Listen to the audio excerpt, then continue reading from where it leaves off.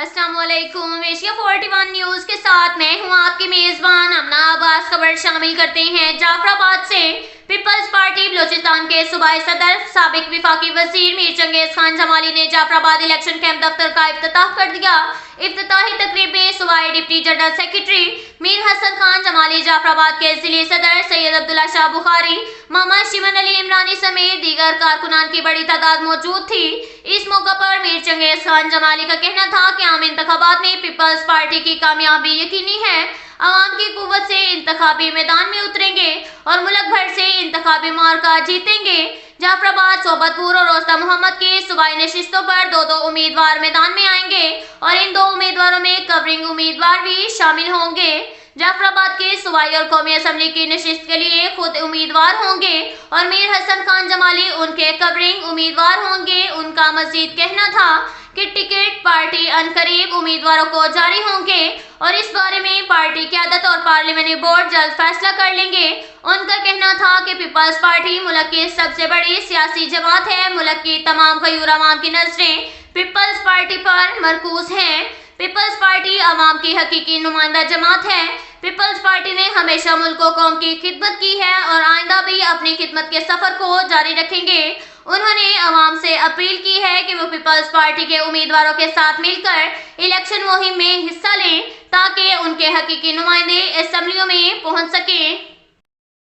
इसके साथ ही एक और खबर शामिल करते हैं डेरा मुराद जमाली से।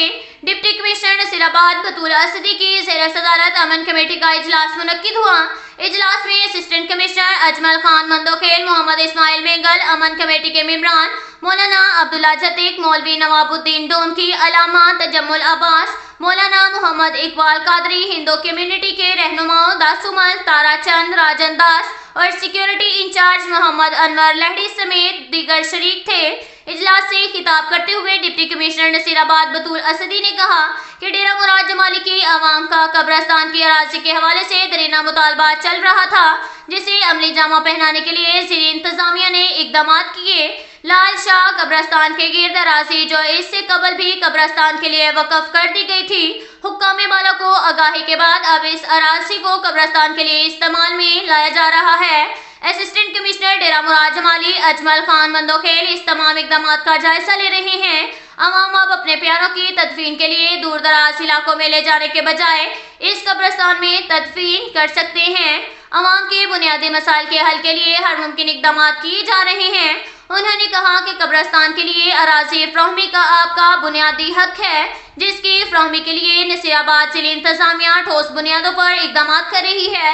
बाद अजान डिप्टी कमिश्नर नसीराबाद बतूल असदी ने असिस्टेंट कमिश्नर्स और अमन कमेटी के मेंबरान के हमरा कब्रस्तान की अराजी का जायजा लिया। उलमा इकराम ने जिले इंतजामिया का शुक्रिया अदा किया, जिनकी काविशों की बदौलत यहाँ के मुकामी लोगों का दरीना मुतालबा पूरा हो गया है।